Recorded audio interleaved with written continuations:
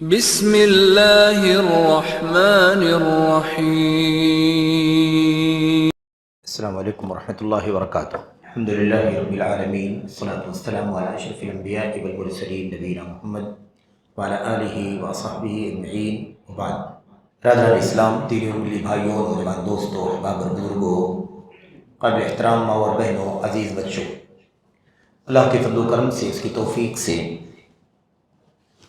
کتاب التوحید کے درس کا جو سلسلہ جاری ہے، اس سلسلے کا آج ہمارا جو عنوان ہے، جو موضوع ہے، وہ اس سلسلے میں ہے کہ ہر چیز کی طاقت، قوت اور قدرت اللہ تبارک و تعالیٰ کے پاس ہے۔ کسی کے پاس اللہ تبارک و تعالیٰ کے سوا کوئی طاقت اور قدرت نہیں ہے۔ ایسی کوئی طاقت و قوت اور قدرت جو اللہ تبارک و تعالیٰ کی خصوصیات میں سے کوئی خصوصیت کا درجہ رکھتی ہے۔ اب ہمارے سامنے جو موضوع ہے اس سلسلے کا، وہ یہ ہے کہ ہدایت دینا۔ ہدایت دینا، کون سی ہدایت؟ ہدایت یعنی توفیق دینا، یہ اللہ تبارک و تعالیٰ ہی کے بس کا ہے۔ اللہ تبارک و تعالیٰ کے سوا کوئی کسی کو اسلام کی، ایمان کی، توحید کی توفیق نہیں دے سکتا۔ ہدایت کا معنی ہے رہنمائی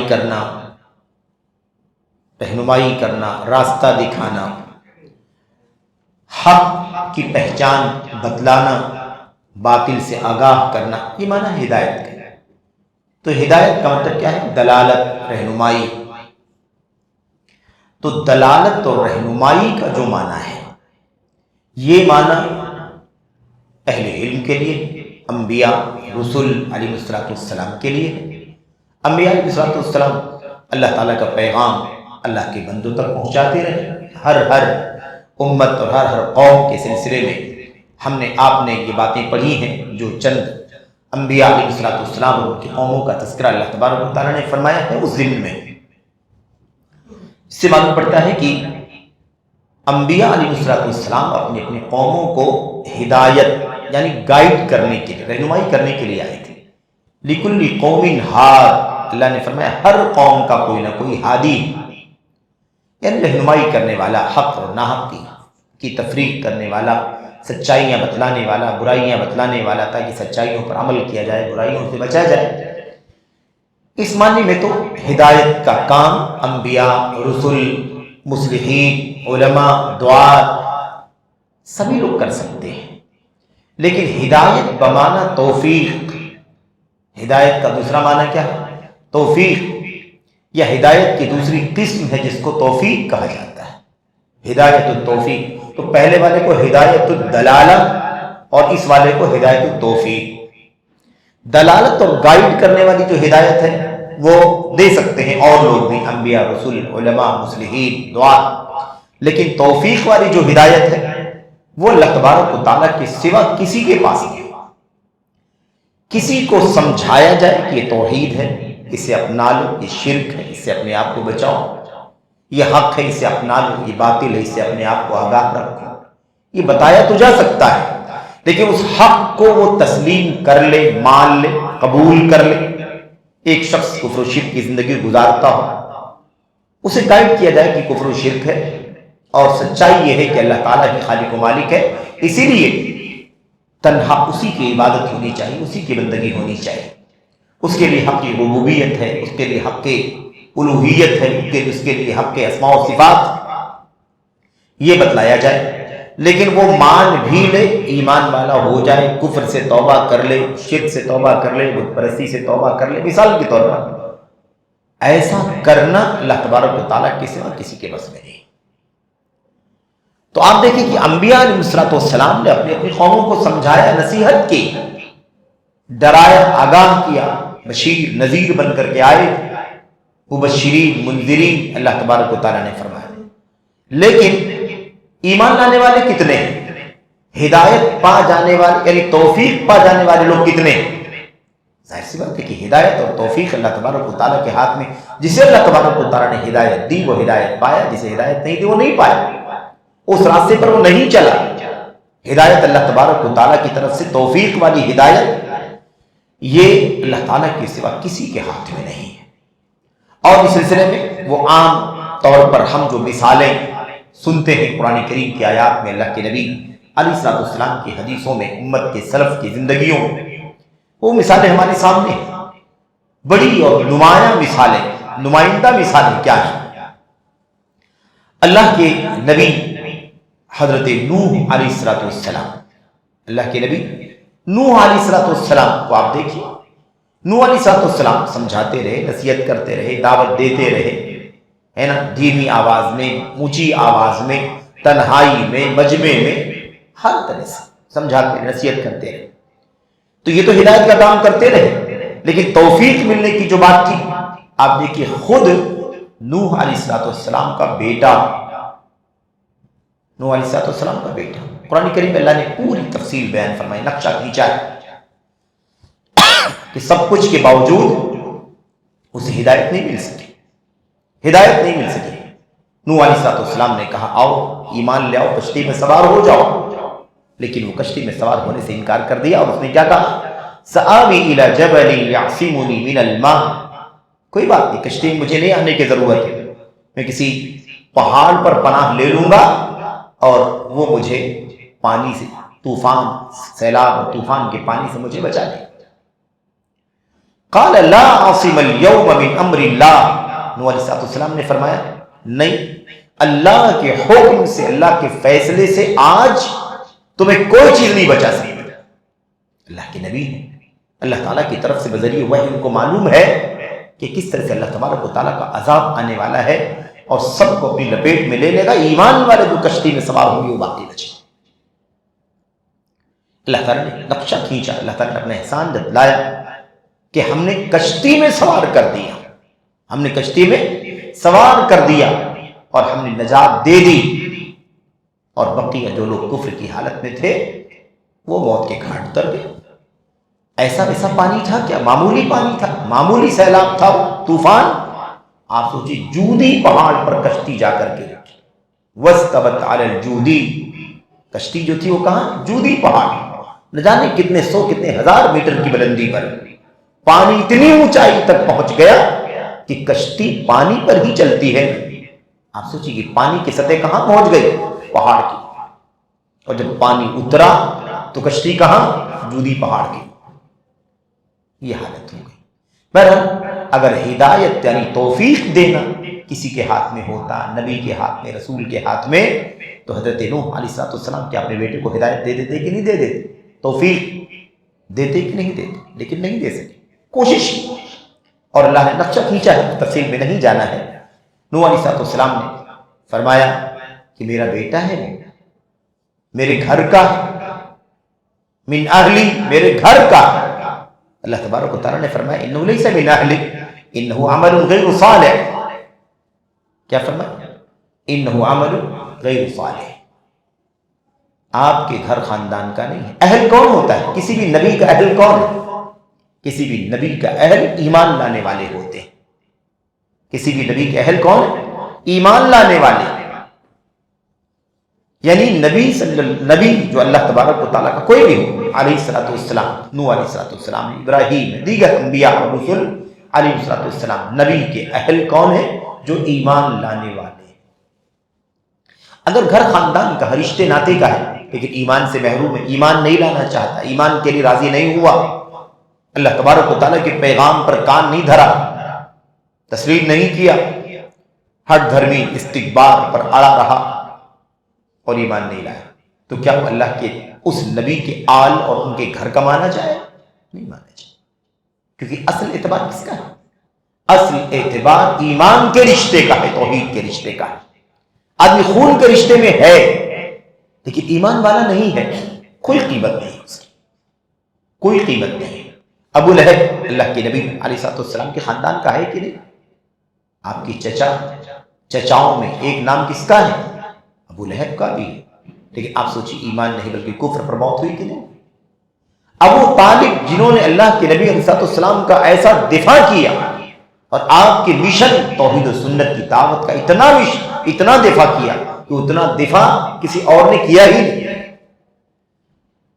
لیکن اس کے باوجود توفیق اللہ کے ہاتھ میں ہے. توفیق نہیں لکھی ہوئی تھی، توفیق نہیں ملی. ایسے ہی وہ مثالیں ابراہیم علیہ السلام کے اپنے باپ کے سلسلے میں، حضرت لوط علیہ السلام کی بیوی کے سلسلے میں، ساری چیزیں اللہ تبارک و تعالیٰ نے بیان فرمائی ہے. بہرحال ہمارا جو آج کا جو عنوان ہے وہ کیا ہے میرے بھائی؟ وہ یہ ہے کہ ہدایت یعنی توفیق والی ہدایت اللہ تبارک و تعالیٰ کے ہاتھ میں. اللہ کے نبی صلی اللہ علیہ وسلم کسی کو توفیق نہیں دے سکتے، گائیڈ کر سکتے ہیں. اور آپ نے 23 سالہ دور نبوت میں رہنمائی کی، تعلیم دی، دعوت دی، سمجھایا بجھایا، حق اور ناحق کی پرکھ فرمائی. سب کچھ اللہ کے نبی صلی اللہ علیہ وسلم نے جو آپ کی مشن میں، آپ کی ذمہ داری میں تھی، چیزیں تھیں، انہوں نے اسے بخوبی انجام دیا. لیکن توفیق دینا اللہ تبارک و تعالیٰ کے ہاتھ میں. اللہ تبارک و تعالیٰ نے فرمایا آپ کسی کو ہدایت نہیں دے سکتے، جس کو آپ پسند کرتے ہو، چاہتے ہو، آپ اس کو ہدایت نہیں دے سکتے. پر ہمارا یہ عنوان ہے. خیر مصنف نے صرف کیا لکھا ہے؟ باب. باب کا مطلب سبق. سبق کا نام کیا ہے؟ سبق کا نام نہیں لکھا ہوا. کیوں؟ اس لیے کہ جو باتیں ہم نے آپ نے پچھلے کئی ایک دروس میں پڑھا ہے، کئی ایک سبق میں، اسی کا تسلسل ہے یہ. حقیقت میں مدد کرنے کی طاقت نہیں، اس کی طاقت نہیں، اس کی طاقت نہیں، کسی کے کام آنے کی طاقت نہیں، کسی کی بیماری دور کر دینا، کسی کو موت دے دینا، کسی کو زندگی دے، کسی چیز کی کسی کو طاقت نہیں. فرشتوں کی کو نہیں، نبی علیہ السلام کو نہیں، اولیاء و صالحین کو نہیں، کسی کو بھی نہیں. اسی سلسلے کی یہ اگلی ایک بات ہے کہ اللہ کے نبی صلی اللہ علیہ وسلم جیسے سب سے اونچے مقام، اللہ تعالیٰ کی مخلوق میں سب سے اونچے مقام اور مرتبے کے حامل اللہ کے نبی صلی اللہ تعالیٰ علیہ وسلم، آپ کے بارے میں دیکھیے اللہ تعالیٰ فرماتا ہے کہ اللہ کے نبی آپ جس کو پسند کریں، جس کو چاہیں، آپ اس کو توفیق ایمان کی، اسلام کی نہیں دے سکتے. آپ اسے اسلام کی، ایمان کی توفیق نہیں دے سکتے. یہ آپ کے ہاتھ میں نہیں. اللہ تبارک و تعالیٰ جسے چاہتا ہے دیتا ہے. تو یہاں پر اسی سلسلے کی اگلی کڑی ہے کہ دیکھو اللہ تعالیٰ فرماتا ہے اپنے نبی کے بارے میں کہ آپ کسی کو توفیق نہیں دے سکتے. تو اللہ کے نبی جیسی شخصیت کسی کو توفیق نہیں دے سکتی. تو اللہ کے نبی صلی اللہ علیہ وسلم یا آپ کے علاوہ آپ سے سب کمتر ہیں. کسی سے اگر کوئی مدد مانگتا ہو، توفیق مانگتا ہو، ہدایت مانگتا ہو، تو کیا کوئی کسی کو ہدایت دے سکتا ہے؟ یہ ہے اصل میں اس موضوع کا، جس موضوع پر یہ باب گفتگو کرتا ہے. تو اللہ تبارک و تعالیٰ نے فرمایا، اور یہ 18واں باب ہے. ہم نے اس سے پہلے 17 ابواب مکمل کر لیے ہیں، 17 سبق مکمل کر لیا ہے. یہ 18واں باب ہے. انشاءاللہ تبارک و تعالیٰ اس پر ہم گفتگو کرنے جا رہے ہیں. اللہ تبارک و تعالیٰ فرماتا ہے انک لا تہدی من احببت ولکن اللہ یہدی من یشاء وہو اعلم بالمہتدین. اللہ تبارک و تعالیٰ نے فرمایا یقیناً آپ جسے پسند کریں، جسے چاہیں، آپ جسے چاہیں، جسے پسند کریں، لا تہدی، یقیناً آپ اسے ہدایت نہیں دے سکتے، یعنی توفیق والی ہدایت نہیں دے سکتے. آپ جسے چاہیں، آپ چاہیں کہ یہ مسلمان ہو جائے، یہ مومن ہو جائے، یہ شرک سے، کفر سے توبہ کر لے اور ایمان والا ہو جائے، آپ ایسا نہیں کر سکتے. کسی کو ایمان والا بنا دیں، کسی کو ایمان والا بنا دیں، کسی کو توحید کے راستے پر لے آئیں، یہ آپ کے بس کا نہیں. ہاں آپ رہنمائی کریں، توحید بتائیں، حق ناحق کی ہے نا، آپ معرفت اور شناسائی آشنائی کروائیں، یہ ٹھیک، یہ آپ کی ذمہ داری. لیکن آپ کسی کو چاہیں کہ ہدایت مل جائے، یعنی توفیق مل جائے، وہ ایمان لے آئے، کفر شرک سے توبہ کر لے، کفر اور شرک سے توبہ کر لے، لا تہدی، آپ توفیق نہیں دے سکتے. ولیکن اللہ یہدی من یشاء، لیکن اللہ تبارک و تعالیٰ، البتہ اللہ تبارک و تعالیٰ جسے چاہتا ہے توفیق دیتا ہے ہدایت کی. توفیق ہدایت، ہدایت توفیق، توفیق والی ہدایت اللہ تبارک و تعالیٰ جسے چاہتا ہے عطا فرماتا ہے. وَهُوَ أَعْلَمُ بِالْمُهْتَدِينَ، اللہ تبارک و تعالیٰ خوب جانتا ہے ہدایت پانے والے لوگ کون ہیں، ہدایت کس کو ملنی ہے، ہدایت کون پائے گا، ہدایت کے پیچھے کون بھاگ رہا ہے، ہدایت کی تلاش میں کون ہے، حق کے پیچھے حق کا متلاشی کون ہے. اللہ تبارک و تعالیٰ خوب جانتا ہے ہدایت پانے والوں کو، توفیق پانے والوں کو خوب جانتا ہے. اعلم، سب سے زیادہ علم والا ہے اللہ تبارک و تعالیٰ ہدایت یافتگان کے بارے میں. یہ ہے آج کا ہمارا موضوع اور یہ ہے اس کی آیت کریمہ. تو اب آیت کریمہ میں آپ دیکھیے، یہ ہو گیا صاف اعلان. اب اس آیت کریمہ کا جو پس منظر ہے، اس کا جو بیک گراؤنڈ ہے، وہ انشاءاللہ تبارک و تعالیٰ اگلے اگلے سبق میں انشاءاللہ تبارک و تعالیٰ آئے گا کہ صحیح بخاری کی روایت کے اندر ہم نے سرسری طور پر اس سے پہلے اشارہ کیا ہے کہ اللہ کے نبی صلی اللہ علیہ وسلم نے اپنے چچا ابو طالب کو ایمان کی دعوت دی، توحید کی دعوت دی، اسلام کی دعوت دی۔ کب؟ زندگی پر تو ساتھ میں رہے، مشن جانتے تھے، ساری کوشش کی نبی کریم صلی اللہ علیہ وسلم سب جانتے تھے، اللہ کے نبی علیہ السلام کا دفاع بھی کیا۔ ابو طالب کے والد جو عبد المطلب وفات پا گئے تو لوگوں نے سمجھا کہ اب تو یہ کمزور ہو گئے، لیکن ابو طالب نے اپنی ذمہ داری ادا کی، خوب دفاع کیا، لیکن بہرحال ہدایت توفیق نہیں پا سکے اور کفر کی حالت میں دنیا سے چلے گئے۔ عبد المطلب کے دین پر، یعنی کفر و شرک اور بت پرستی والے دین پر ہی رہے اور اسی پر ان کی موت ہو گئی۔ انہوں نے اسلام کو قبول نہیں کیا، ایمان کو گلے نہیں لگایا۔ تو اسی پس منظر میں کہ اللہ کے نبی علیہ السلام موت سے پہلے جب آپ کو پتہ چلا کہ بیمار ہیں اور اندیشہ ہوا کہ شاید اسی میں موت ہو جائے، تو گئے سمجھانے کے لیے اور توحید کی دعوت دینے کے لیے، ایمان کی طرف بلانے کے لیے گئے اللہ کے نبی صلی اللہ علیہ وسلم۔ تو جب آپ پہنچے تو دیکھا کہ پہلے سے 2 لوگ وہاں پر بیٹھے ہوئے ہیں، اور 2 لوگ کون ہیں؟ ان کا نام بھی یہاں پر آیا ہوا ہے۔ ایک ہے عبداللہ بن ابو امیہ اور دوسرا ابو جہل۔ آپ جانتے ہیں کہ ابو جہل کی موت جنگ بدر کے موقع پر ہو گئی، مارا گیا وہ، لیکن یہ تو بہت پہلے کی بات ہے، اس سے کئی سال پہلے کی بات ہے۔ تو اللہ کے نبی صلی اللہ علیہ وسلم اپنے چچا کو توحید کی دعوت دینے کے لیے گئے، اور جب وہاں پہنچے تو دیکھا پہلے سے 2 مشرکین کے 2 بڑے مقام والے ابو طالب کے پاس موجود ہیں۔ ایک ہے ابو جہل اور دوسرا ہے عبداللہ ابن ابی امیہ، یہ 2 وہاں پر موجود ہیں۔ یہ گئے ہیں ان کو عبد المطلب کے دین پر باقی رکھنے کے لیے، کہ عبد المطلب کا دین نہیں چھوڑنا، یعنی اپنے باپ کا، اپنے دادا کا دین نہیں چھوڑنا، اسی پر رہو۔ اور اللہ کے نبی علیہ السلام کہے تھے باپ دادا کا دین چھوڑ دو، ایک اللہ تبارک و تعالیٰ کی توحید کا اقرار کر لو، لا الہ الا اللہ کہہ دو، اس کا اعتراف کر لو، اس کا اقرار کر لو، اس کی تصدیق کر لو، دل سے یقین کر لو، زبان سے کہہ دو، کلمۃ احاج لک بہا عند اللہ، میں کل قیامت کے دن اللہ تبارک و تعالیٰ کے پاس اس کلمے کے ذریعے سے، توحید کا کلمہ، رسالت کا کلمہ، اس کے ذریعے سے میں کیا کروں گا؟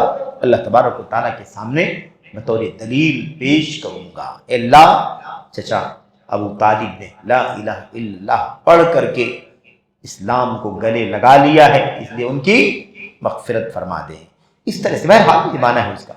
تو اس موقع پر جیسا کہ بات آگے آئے گی، ابو طالب کے بارے میں یہ آیت کریمہ اتری، انک لا تہدی من احببت ولکن اللہ یہدی من یشاء وهو اعلم بالمہتدین۔ سورۃ القصص کی آیت کریمہ ہے، آیت نمبر 56 ہے یہ، اور اس آیت کریمہ کے اندر اللہ تبارک و تعالیٰ نے صاف فرمایا آپ جسے چاہیں آپ اسلام کی توفیق نہیں دے سکتے، ہدایت توفیق نہیں دے سکتے۔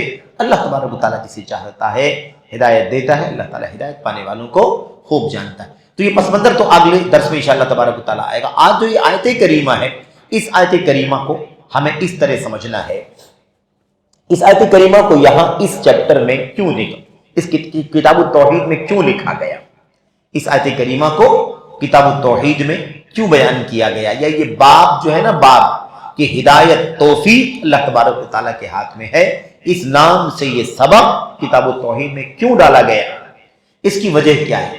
اس کے اندر ان قبر پرستوں، مشرکوں کے، ہے نا، قبر پرستوں اور مشرکوں کی تردید ہے اس کے اندر، قبر پرستوں مشرکوں کے اوپر، ہے نا، رد کیا جا رہا ہے، جن کا یہ عقیدہ بنا ہوا ہے کہ انبیاء اور صالحین، انبیاء علیہ السلام اور صالحین اللہ کے نیک بندے، یہ نفع نقصان کے مالک ہیں۔ مشرکین، کفار، قبر پرست، دیوی دیوتا اور ایسے ہی شجر، حجر، شمس، قمر، ان کے پجاری جو بھی ہیں، ایسے لوگوں کی کہ اس عقیدے کی تردید کرنا مقصود ہے، جو یہ عقیدہ رکھتے ہیں کہ اللہ کے انبیاء اور اللہ کے رسول مدد کر سکتے ہیں، نفع پہنچا سکتے ہیں، نقصان پہنچا سکتے ہیں۔ اللہ تعالیٰ کے اولیاء اور صالحین نیک بندے کیا کر سکتے ہیں؟ ہمیں نفع نقصان پہنچا سکتے ہیں، اسی لیے ان کے سامنے ہاتھ پھیلا رہے ہیں، اسی لیے ان کے سامنے دعائیں کر رہے ہیں، اسی لیے ان کے سامنے مناجات کر رہے ہیں، اسی لیے ان کے سامنے گریہ وزاری کر رہے ہیں، یعنی رو رہے ہیں، گڑ گڑا رہے ہیں۔ اللہ تبارک و تعالیٰ مشرکین کے اس عقیدے کی تردید کرنا چاہتا ہے کہ یہ دیکھو اگر تم کو نہیں سمجھ میں آتا تو یہ غور کر لو، اللہ تبارک و تعالیٰ نے اعلان کر دیا کس کے بارے میں؟ ہمارے اور آپ کے نبی محمد رسول اللہ صلی اللہ علیہ وسلم کے بارے میں، کہ آپ اگر چاہیں کسی کو پسند کریں، کسی سے محبت کریں کہ فلاں کو اللہ تبارک فلاں کو کیا مل جائے؟ ہدایت مل جائے، ایمان مل جائے، مسلمان ہو جائے، تو اللہ تعالیٰ صاف اعلان فرماتا ہے لا تہدی من احببت، جسے آپ چاہیں آپ توحید کی توفیق نہیں دے سکتے۔ اللہ تبارک و تعالیٰ جسے چاہے گا توحید کی توفیق عطا فرمائے گا، ایمان کی توفیق عطا فرمائے گا۔ اللہ خوب جانتا ہے ہدایت پانے والوں کو۔ تو دیکھو اللہ تبارک و تعالیٰ اپنے نبی کے بارے میں کہہ رہا ہے جن سے اونچے مقام کا کوئی پیدا ہی نہیں ہوا، اس نبی کے بارے میں اللہ تبارک و تعالیٰ فرما رہا ہے کہ آپ بھی جس کو چاہیں ہدایت دینا، آپ ہدایت نہیں دے سکتے۔ تو یہاں معلوم پڑ رہا ہے کہ جب نبی کریم صلی اللہ علیہ وسلم جو اپنے چچا کو زندگی میں جب وہ باحیات تھے، زندہ تھے، مرنے سے پہلے ان کے لیے کوشش کرتے رہے، بڑا شوق تھا، بڑی دلچسپی تھی، بڑا لگاؤ تھا، کسی طرح سے ابو طالب ایمان لے آئے، لا الہ الا اللہ کی گواہی میرے کان میں دے، تو اللہ تبارک و تعالیٰ کے سامنے میں کیا کروں گا؟ اس کو بطور دلیل پیش کروں گا ایمان کی۔ لیکن اس کے باوجود یہ ان کے لیے، اللہ کے نبی صلی اللہ علیہ وسلم کے لیے ممکن نہیں ہو سکا، یعنی وہ ایمان نہیں لائے ابو طالب۔ اور اس کے بعد کیا ہوا؟ اس کے بعد جب ان کی موت ہو گئی تو موت ہونے کے بعد ان کے لیے دعا کرنے لگے نبی کریم صلی اللہ علیہ وسلم، مغفرت کی، کس کی دعا؟ مغفرت کی دعا، بخشش کی دعا۔ تو اللہ کے نبی علیہ الصلوۃ والسلام کو باقاعدہ بخشش اور مغفرت کی دعا کرنے سے منع کیا گیا۔ مشرک کے لیے مغفرت کی دعا، بخشش کی دعا نہیں کی جا سکتی، جس کا شرک کھلم کھلا ہے، صاف ستھرا ہے، بتانے کے بعد، حجت قائم کرنے کے بعد، علم پہنچانے کے بعد، سمجھانے کے باوجود بھی وہ نہیں مانتا ہے اور اسی حالت میں اس کی موت ہو جاتی ہے، ایسے شخص کے لیے مغفرت کی، بخشش کی دعا نہیں کی جا سکتی۔ مَكَانَ لِلنَّبِيِّ وَالَّذِينَ آمَنُوا، اللہ تبارک و تعالیٰ نے کیا فرمایا؟ مومنوں، نبی صلی اللہ علیہ وسلم کے لیے اور ایمان والوں کے لیے یہ مناسب نہیں ہے، یہ زیب نہیں دیتا ہے ان یستغفروا للمشرکین ولو کانوا اولی قربا۔ اللہ تعالیٰ نے آیت کریمہ اتاری نبی کے لیے اور نبی کے ساتھ جو اور لوگ ہیں ایمان لانے والوں کے لیے، یہ بالکل درست نہیں ہے کہ وہ مشرکین کے لیے مغفرت کی دعا کریں، چاہے وہ قریبی رشتہ دار ہی کیوں نہ ہو۔ منع کیا گیا، مغفرت کی دعا مشرک کے لیے نہیں کی جا سکتی۔ اللہ بخش دے، کیسے بخش دے؟ شرک پر مرا ہے، مشرک کی مغفرت نہیں ہو سکتی، مشرک کی بخشش نہیں ہو سکتی۔ تو آپ سوچئے اللہ تبارک و تعالیٰ نے ذکر کیا کہ آپ دیکھیں نبی کریم صلی اللہ علیہ وسلم اپنے محبوب ترین، اپنے پیارے چچا ابو طالب کو توفیق نہیں دے سکے، کوشش کرنے کے باوجود بھی انہیں ہدایت توفیق نہیں دے سکے، نہیں ممکن ہوا ان کے لیے، ان کے بس میں نہیں تھا۔ اس سے معلوم پڑتا ہے کہ نبی کریم صلی اللہ علیہ وسلم بھی کسی کو نفع نقصان دینے کے مالک نہیں۔ اگر نفع نقصان دینے کے مالک ہوتے تو اپنے چچا کو نفع دے دیتے کہ نہیں دے دیتے، ان کو نقصان سے بچا دیتے کہ نہیں بچا لیتے۔ نفع یہ ہے کہ توحید کی توفیق مل جاتی، ایمان کی توفیق مل جاتی، جنت پا لیتے، اور نقصان سے بچانا یہ ہے کہ جہنم سے بچ جاتے۔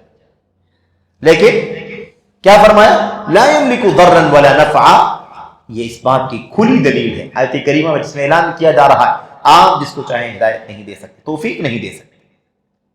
تو یہ صاف صاف دلیل ہے کہ اللہ کے نبی علیہ الصلوۃ والسلام نفع نقصان کے مالک نہیں ہیں۔ فبطل التعلق به لجلب النفع ودفع الضر وغیرہ من باب، اور کیا کہتے ہیں آگے؟ کہتے ہیں اسی سے جو اولیاء، صالحین، انبیاء، رسل، ملائکہ، فرشتے جن سے بھی لوگ نفع حاصل کرنے کے لیے، نقصان کو ٹالنے کے لیے ان سے تعلق قائم کرتے ہیں، ان سے وابستہ ہوتے ہیں، لو لگاتے ہیں، ایسے لوگوں کا لو لگانا غلط ہے۔ ایسے لوگوں کا اولیاء، صالحین، انبیاء، ملائکہ، ان لوگوں سے کسی بھی طرح کا نفع حاصل کرنے کے لیے، نقصان کا خاتمہ کرنے کے، نقصان سے بچنے کے لیے، رفع دفع کسی بھی مقصد کے لیے ان سے تعلق کرنا، کہتے ہیں ایسے لوگ جو لوگ بھی تعلق قائم کرتے ہیں وہ سب کے سب ان سب کا تعلق قائم کرنا یہ باطل ہے۔ باطل مطلب غلط ہے، بے بنیاد ہے، بے دلیل ہے۔ کہتے ہیں وغیرہ من باب اولا، وغیرہ من باب اولا۔ جب نبی کریم صلی اللہ علیہ وسلم کا یہ معاملہ ہے تو آپ کے علاوہ تو سب کا مقام آپ سے نیچا ہے، کمتر ہے، وہ تو بدرجہ اولا کسی کے نفع نقصان کے مالک نہیں۔ اگر نبی کسی کے نفع نقصان کے مالک نہیں ہے تو نبی کے علاوہ کوئی کسی کے نفع نقصان کا مالک کیسے ہو سکتا؟ یہ پیغام ہے۔ اسی لیے اسی بات کو سمجھانے کے لیے یہ پورا چیپٹر شیخ الاسلام محمد بن عبد الوہاب رحمۃ اللہ علیہ نے اپنی اس مایہ ناز کتاب التوحید کے اندر شامل کیا، یہ بتلانے کے لیے کہ نبی اپنی چچا کو ہدایت نہیں دے سکتے، توفیق نہیں دے سکتے، تو کیسے تم کسی نبی کے علاوہ کسی سے نفع حاصل کرنے کے لیے، نقصان سے بچنے کے لیے ہاتھ اٹھاتے ہو، مانگتے ہو، وابستہ ہوتے ہو، تعلق قائم کرتے ہو، لو لگاتے ہو؟ اب اللہ کے نبی اپنے چچا جیسے محبوب کو توفیق نہیں دے سکتے تو اس کا مطلب آپ نفع نقصان کے مالک نہیں، اور جب اللہ کے نبی نفع نقصان کے مالک نہیں تو آپ کے علاوہ تو لوگ اور کمتر ہیں، وہ کسی نفع نقصان کے مالک کیسے ہو سکتے ہیں؟ تو یہ دیکھیے اس میں کیا کہا، لا تہدی، آپ ہدایت نہیں دے سکتے۔ یہ بات آ چکی ہے کہ اس سے مراد ہدایت دعوت کی، دعوت کی ہدایت تو دے سکتے ہیں، یعنی ہم پیغام پہنچا سکتے ہیں، کسی کو نیکی کی طرف بلا سکتے ہیں، لیکن توفیق، اسلام میں داخل ہونے کی توفیق یہ کوئی نہیں دے سکتا، کر سکتا۔ اب یہاں پر تھوڑا سا اگر رک کر کے آپ غور کریں، آپ سمجھیں، بالکل ماضی قریب میں پچھلے 10 سال 20 سال کے اندر بڑا واویلا مچا، بڑا شور مچا، آج بھی لوگ مچاتے ہیں، آج بھی لوگ شور مچاتے ہیں۔ وہ کیا ہے؟ وہ یہ ہے کہ دیکھو فلاں کی دعوت سے، فلاں کے پروگرام سے، فلاں کی کانفرنس سے اتنے لوگوں نے اسلام قبول کیا، اتنے لوگوں نے کیا کیا؟ اسلام قبول کیا، اور فلاں نے اسلام قبول کیا، فلاں نے اسلام قبول کیا، فلاں نے اعلان کیا۔ اس طرح کی واویلے بہت سارے لوگوں نے کیے۔ کیا بتانے کے لیے معلوم ہے؟ یہ بتلانے کے لیے کہ آپ ان لوگوں کے بارے میں نیگیٹو کیوں بولتے ہیں۔ مثال کے طور پر ڈاکٹر ذاکر نائک کی بات آپ لے لیں، ڈاکٹر ذاکر نائک کے خلاف آپ کیوں بات کرتے ہیں؟ وہ ٹھیک ہے، وہ ڈاکٹر تھے، وہ پڑھے لکھے نہیں تھے، دین کا علم نہیں تھا، عقیدہ نہیں جانتے تھے، دین کی شریعت کی بنیادیں نہیں جانتے تھے وغیرہ، ٹھیک ہے، لیکن انہوں نے بڑا کارنامہ انجام دیا ہے۔ اتنے لوگوں کو انہوں نے کیا کیا بھائی؟ کلمہ پڑھوایا ہے، کلمہ پڑھوایا ہے۔ کلمہ پڑھوانے سے کیا ثابت کرنا چاہتے ہو؟ ہدایت تو کس کے ہاتھ میں؟ توفیق کس کے ہاتھ؟ اللہ تبارک و تعالیٰ کے ہاتھ میں۔ ہم کوئی منفی تبصرہ نہیں کرنا چاہتے، ہم یہ کہنا چاہتے ہیں اگر مثال کے طور پر اللہ تبارک و تعالیٰ نے ان کی دعوت سے کچھ لوگوں کو یہ پیغام پہنچایا، ان کے لیکچر سے کسی کو بات سمجھ میں آئی کہ ہاں بھی اللہ کی پہچان کیا ہے، اور سچ مچ اس نے خلوص دل سے، سچے دل سے کلمہ توحید کا اقرار کیا اور اسلام کی چھاؤں میں آ گیا، تو اللہ تعالیٰ کی حمد کریں، اللہ تعالیٰ کا شکریہ ادا کریں۔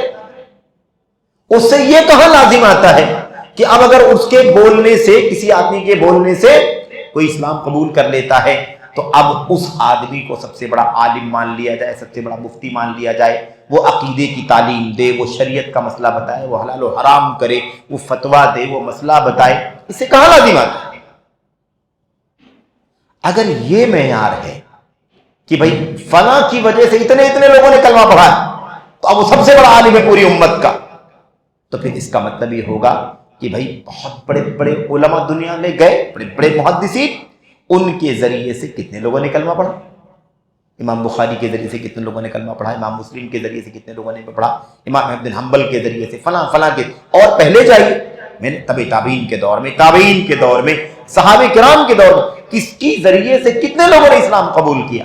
اگر یہی معیار بنا لیا جائے تب تو اس کا مطلب یہ ہوگا کہ بہت سارے ایسے نام آپ کو ملیں گے سلف کے دور کے جن کے ذریعے سے اتنے لوگوں نے کلمہ نہیں پڑھا جتنے لوگوں نے ذاکر نائک کی تقریر سے کلمہ پڑھ لیا۔ تو کیا ذاکر نائک صاحب کا مقام ان لوگوں سے اونچا ہو جائے گا؟ اس طرح کی دلیلیں ہمارے بہت سارے بھائی پیش کرتے ہیں، عجیب و غریب باتیں۔ اس کا علم سے کیا تعلق ہے؟ اس کا علم سے کیا تعلق؟ ایک آدمی علم نہیں حاصل کر رکھا ہے، ایک آدمی نے، اس کے پاس عربی زبان کا علم نہیں، علوم شریعت نہیں مثال کے طور پر، تو اس کو مان لینے میں، تسلیم کر لینے میں پریشانی کیا ہے؟ کیوں ضد کرنا کہ وہ عالم نہیں ہے لیکن پھر بھی وہ دعوت کا کام، تعلیم کا کام کریں گے، فتوے دیں گے، مسئلے بتائیں گے، دنیا کو گائیڈ کریں گے؟ کیوں آخر؟ کیوں آخر؟ اس طرح کی دلیل لوگ پیش کرتے ہیں۔ ایسے کچھ لوگ کیا کہتے ہیں؟ کہتے ہیں اگر فلاں صاحب غلط تھے تو سعودی حکومت نے فلاں کو فیصل ایوارڈ کیوں دیا؟ فیصل ایوارڈ دینے سے کوئی علامہ ہو جاتا ہے، محدث بن جاتا ہے، کوئی مفتی بن جائے؟ فیصل ایوارڈ دینا ایک ایوارڈ ہے ملک کا، وہ جن کو دیکھتے ہیں کہ ان کی کارکردگی اچھی ہے، ان کی کتابیں بہت ہیں، فلاں میدان میں ان کے نام زیادہ اونچا ہے، تو دے دیتے ہیں وہ۔ اس کے اندر مسلم بھی شامل ہے، نان مسلم بھی شامل ہے، ہر طرح کے لوگوں کو دیتے ہیں وہ، اس سے کہاں لازم آتا ہے؟ اس میں بتانا ہی چاہتا ہوں کہ لوگ اس طرح کی دلیلوں کو، اس طرح کی باتوں کو بطور دلیل پیش کرتے ہیں۔ اتنے لوگوں نے کلمہ پڑھا، بہت بڑے عالم، آپ ان کے خلاف میں بات کرتے ہیں، اتنے لوگوں نے کلمہ پڑھا ہے، الحمدللہ، تو اللہ تعالیٰ کی حمد کریں، اللہ کا شکریہ ادا کریں، لیکن وہ عالم نہیں ہے تو دین کی تعلیم اور دعوت کا کام نہیں کر سکتے۔ انہوں نے عقیدہ نہیں پڑھا، عقیدہ نہیں بتا سکتے، حدیث نہیں پڑھا، حدیث کی تعلیم نہیں دے سکتے، قرآن کی تفسیر نہیں پڑھا، نہیں تعلیم دے سکتے۔ ان کا عقیدے اور علوم شریعت کے اندر کوئی استاد ہی نہیں۔ ان کا میدان کیا تھا؟ ان کا میدان تھا، ہے نا، کمپیریٹیو ریلیجن، اس میں انہوں نے مطالعہ کیا تھا۔ ٹھیک ہے، اچھی بات ہے، ہمیں نہیں معلوم، ہمیں اس میدان کا علم نہیں ہے، ہم نے دوسرے مذاہب کی کتابیں نہیں پڑھی، ہمیں نہیں معلوم، لیکن لوگ کہتے ہیں انہوں نے بہت پڑھا تھا، ان کو کتابیں یاد تھی۔ ٹھیک ہے، اچھی بات، تو جس میدان کا انہیں علم تھا اس میدان میں کام کرتے وہ، اور کر رہے تھے، پذیرائی تھی، سراہنہ تھی، کوئی ان کی مذمت نہیں کرتا تھا۔ لیکن جب دین کے ہر مسئلے میں عقیدہ ہے، منہج ہے، اصول ہے، حلال و حرام ہے، عبادات ہے، حدیث ہے، اور کیا نام ہے، سنت ہے، اور اس کے علاوہ امت کے ایشوز ہیں، مسائل، سب میں انہوں نے جب گھس بیٹھ کرنا شروع کر دیا اور عجیب و غریب انداز کے فتوے، مسئلے بیان کر کے امت کو گمراہ کرنا شروع کر دیا، تو امت کے علماء نے اپنی ذمہ داری بھی ادا کرنا شروع کر دی۔ تو کہنے کا مطلب یہ ہے کہ یہ سب چیزیں معیار کی نہیں ہیں۔ اب یہاں پر دیکھیے کیا کہا، اللہ فرماتا ہے آپ جس کو چاہے ہدایت نہیں دے سکتے، تو پھر یہ کیسے کہہ سکتے ہیں کہ فلاں کے ذریعے سے ہدایت ملی ہے؟ اللہ تبارک و تعالیٰ ہدایت دینے والا کون ہے؟ اللہ تبارک و تعالیٰ۔ آپ نے گائیڈ کیا، اللہ نے توفیق دے دی، آپ نے گائیڈ کیا، اللہ نے توفیق دے دی۔ آپ کا کام، میرا کام، فلاں کا کام کیا ہے؟ گائیڈ کرنا۔ اس کو کہتے ہیں ہدایت الدلالت، گائیڈ کرنے والی ہدایت، اور ہدایت التوفیق جو ہے وہ اللہ تبارک و تعالیٰ کے ہے۔ یہ دیکھیے اللہ کے نبی کے بارے میں اللہ تبارک و تعالیٰ کیا فرماتا ہے؟ آپ جس کو پسند کریں اس کو آپ توفیق دے سکتے۔ اس لیے اس طرح کی باتیں کرنا مناسب نہیں ہے۔ خیر، اس کے بعد دیکھیے اللہ تبارک و تعالیٰ نے فرمایا ولیکن اللہ یہدی من یشاء، اللہ تعالیٰ جس کو چاہتا ہے ہدایت دیتا ہے، اللہ تعالیٰ جسے چاہتا ہے اسلام کی توفیق عطا فرماتا ہے۔ اگر ایسے ہی ہوتا تو اللہ کے نبی صلی اللہ علیہ وسلم نے اپنے چچا ابو طالب کو اسلام کی دعوت دی، انہوں نے نہیں قبول کیا، کیا نبی کریم صلی اللہ علیہ وسلم کی شان میں کوئی کمی آتی ہے اس سے؟ کیا اس سے اللہ کے نبی کی شان میں کوئی کمی آتی ہے؟ اللہ کے نبی نے اپنی ذمہ داری ادا کی، توفیق اللہ تبارک و تعالیٰ کے ہاتھ میں۔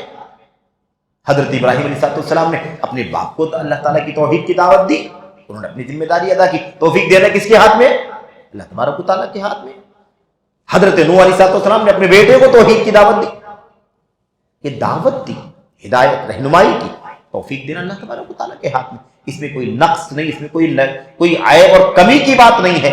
کسی نبی اور کسی رسول کے بارے میں ایسی کوئی بات کہنا نہایت غلط بات، کیونکہ اللہ کے نبی صلی اللہ علیہ وسلم نے کیا فرمایا؟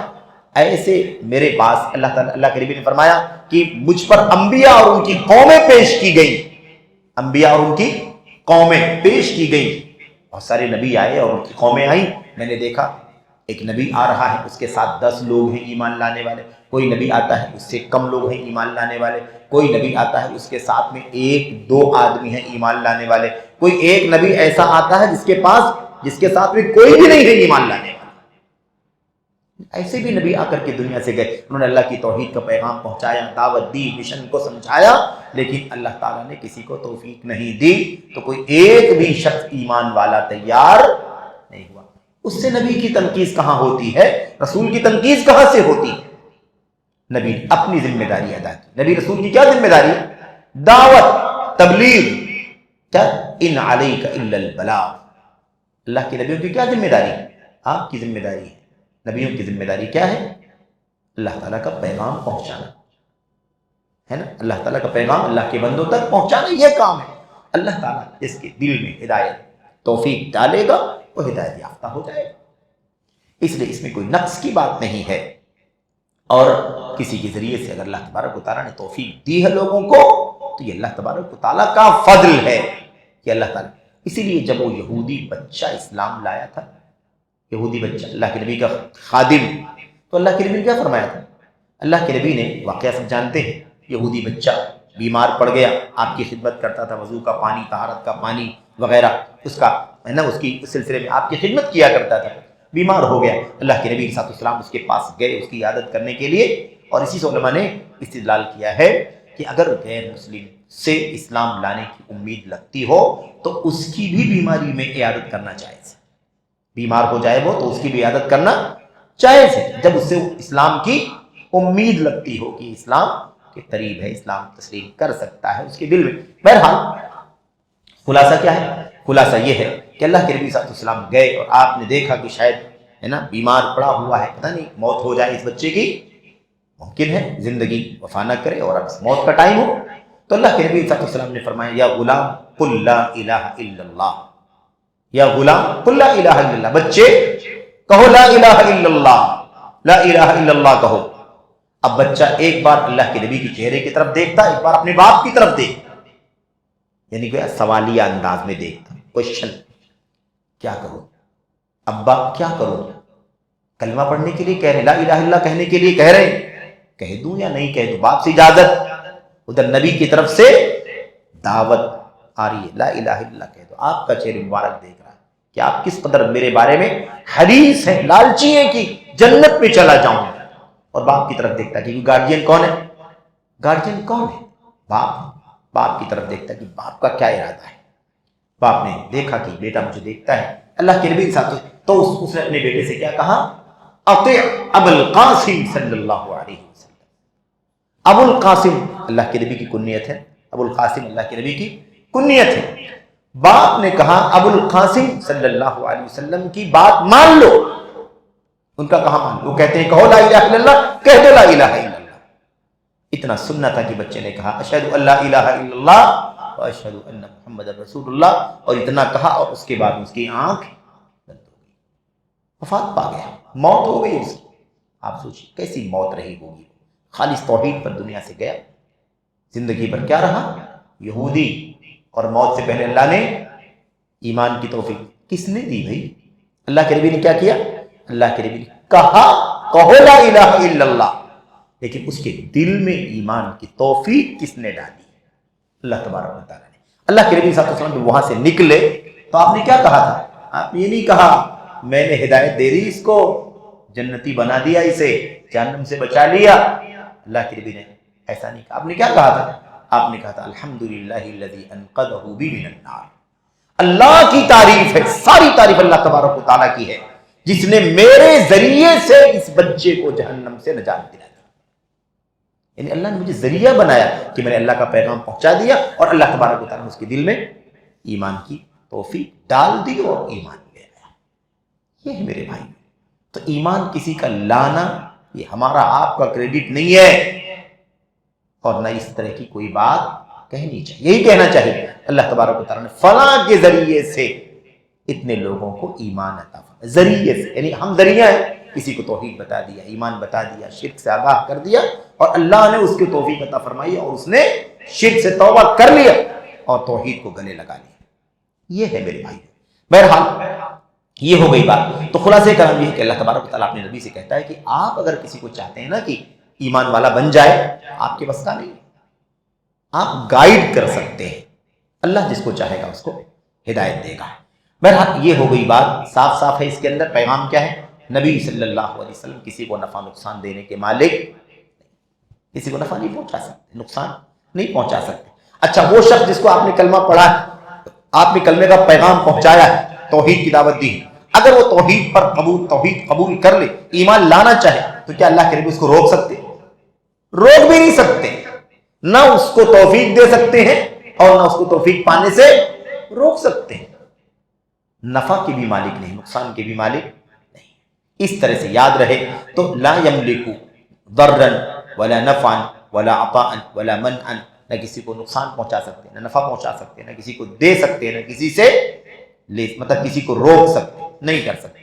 وَأَنَّ الْأَمْرَ كُلُّهُ بِيَدِ اللَّهِ، سارا کا سارا معاملہ کس کے ہاتھ میں؟ اللہ تبارک و تعالیٰ کے ہاتھ میں۔ تو اس میں ان لوگوں پر تردید ہے، رد ہے، جو یہ عقیدہ رکھتے ہیں کہ نبی کریم صلی اللہ علیہ وسلم مصیبتوں کو ڈال دیں گے، پریشانیوں کو ٹال دیں گے، آفتوں کو بلاؤں کو ہٹا دیں گے، مصیبتوں سے نجات دے دیں گے، یا اللہ کے نبی صلی اللہ علیہ وسلم کے علاوہ دیگر انبیاء رسول کے بارے میں، ابراہیم علیہ السلام یا دیگر انبیاء کے بارے میں، یا ایسے ہی عیسیٰ علیہ السلام کے بارے میں، یا ایسے ہی اولیاء صالحین بزرگان دین، ان لوگوں کے بارے میں لوگ کیا عقیدہ رکھتے ہیں؟ یہ مصیبتوں کو ٹال دیں گے، پریشانیوں کو ہٹا دیں گے، ہماری بیماری سے شفا دے دیں گے، ہماری مالداری فقیری سے نکال کر کے مالداری عطا فرما دیں۔ مثال کے طور پر پتہ چلا کہ ایسا جو کچھ بھی عقیدہ رکھا جاتا ہے، یہ سارے عقیدے کیا ہیں؟ غلط ہیں، باطل ہیں۔ یہ کام صرف اور صرف اللہ تبارک و تعالیٰ کی ذاتی بابرکات کا ہے بس۔ آیت کریمہ سے کئی باتیں معلوم پڑتی ہیں۔ نمبر ایک، پہلی بات یہ معلوم پڑتی ہے کہ جو لوگ یہ عقیدہ رکھتے تھے کہ اولیاء نفع دے سکتے ہیں، نقصان دے سکتے ہیں، ہے نا، کائنات میں کچھ تصرف کر سکتے ہیں، ہیرا پھیری کر سکتے ہیں، ہے نا، یا ایسے ہی مرنے کے بعد کرامت کے طور پر کسی کے کام آ سکتے ہیں، یہ بھی عقیدہ لوگوں کا کہ مر تو گئے ہیں لیکن ان کی کرامت ہے کہ آج بھی مدد کرتے۔ یہ بھی عقیدہ کیا ہے؟ یہ بھی عقیدہ غلط ہے۔ دوسری بات یہ معلوم پڑتی ہے اس آیت کریمہ سے کہ ہدایت توفیق اللہ کے ہاتھ میں ہے، توفیق والی ہدایت اللہ کے ہاتھ میں ہے۔ تیسری بات معلوم پڑتی ہے علم اللہ تبارک و تعالیٰ کے لیے ثابت ہے، لیکن اللہ یہدی من یشاء، اللہ نے کیا فرمایا؟ اللہ نے فرمایا آپ جس کو ہدایت دینا چاہے نہیں دے سکتے، توفیق دینا چاہے نہیں دے سکتے، اللہ تبارک و تعالیٰ۔ آگے اللہ نے کیا فرمایا؟ وَهُوَ أَعْلَمُ بِالْمُهْتَدِينَ، اللہ تبارک و تعالیٰ ہدایت پانے والوں کو خوب جانتا ہے۔ تو اللہ کے بارے میں یہ ہمارا عقیدہ ہونا چاہیے کہ اللہ تعالیٰ بڑا علم والا ہے، اس کے لیے اللہ تعالیٰ کے لیے علم ثابت کرنا۔ علم کیسا علم؟ ہمارے آپ کے جیسا علم نہیں، وہ علم جو اللہ کی شایان شان ہے۔ ہمیں اللہ نے علم عطا فرمایا لیکن بہت تھوڑا عطا فرمایا، جتنا دیا اتنا ہم جانتے ہیں، لیکن اللہ تبارک و تعالیٰ کے علم سے کوئی چیز باہر ہے؟ اللہ کے علم سے کوئی چیز باہر نہیں ہے۔ اللہ نے اپنے علم سے ہر چیز کو گھیر رکھا، وَأَنَّ اللَّهَ قَدْ أَحَاطَ بِكُلِّ شَيْءٍ عِلْمًا، اللہ تبارک و تعالیٰ نے اپنے علم سے ہر چیز کو گھیر رکھا ہے، کوئی چیز اللہ کے علم سے باہر نہیں۔ تیسری چیز، چوتھی چیز معلوم پڑتی ہے کہ اللہ تبارک و تعالیٰ کے یہاں حکمت ہے، اللہ تعالیٰ حکمت والا ہے، کیونکہ اللہ نے کیا فرمایا؟ یہدی من یشاء، جسے چاہتا ہے ہدایت توفیق دیتا ہے، جسے چاہتا ہے۔ حکمت ہے نا اللہ کی، وہ جانتا ہے کس کو ہدایت دینا ہے، کس کو ہدایت نہیں دینا ہے۔ تو ہدایت کے لیے جو اللہ نے فرمایا من یشاء، وہ اس سے معلوم پڑتا ہے کہ اللہ تعالیٰ کے یہاں حکمت ہے، اور حکمت ہمیں اللہ تعالیٰ کے لیے ثابت کرنا ہے۔ پانچویں اور آخری بات اس آیت کریمہ سے معلوم پڑتی ہے وہ یہ ہے کہ غیر اللہ سے لو لگانا باطل ہے۔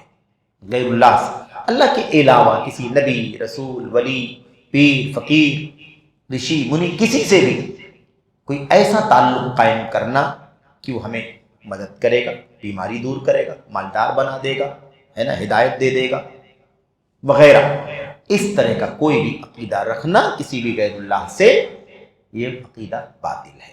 یہ اس آیت کریمہ سے بات معلوم پڑتی ہے، کیونکہ جب اللہ تعالیٰ نے اپنے نبی صلی اللہ علیہ وسلم کے لیے اعلان کر دیا کہ آپ ہدایت نہیں دے سکتے جس کو چاہیں، تو اللہ کے نبی کے پاس تو ہدایت دینے کی طاقت نہیں ہے، تو اللہ کے نبی کے علاوہ کس کے پاس ہدایت دینے کی طاقت ہے؟ تو یہ ہے اس آیت کریمہ کا مضمون، اس کا خلاصہ۔ مزید جو باتیں ہیں انشاءاللہ تبارک و تعالیٰ اگلے درس میں آئیں گی۔ اللہ سے دعا ہے کہ اللہ تعالیٰ ہمیں اور آپ کو ان باتوں کو، عقیدے کی ان باتوں کو سمجھنے کی، اس کے مطابق عمل کرنے کی توفیق عطا فرمائے۔ آمین رب العالمین، وصلی اللہ وسلم وبارک علی نبینا محمد وعلی آلہ وصحبہ اجمعین۔ السلام علیکم ورحمۃ اللہ وبرکاتہ۔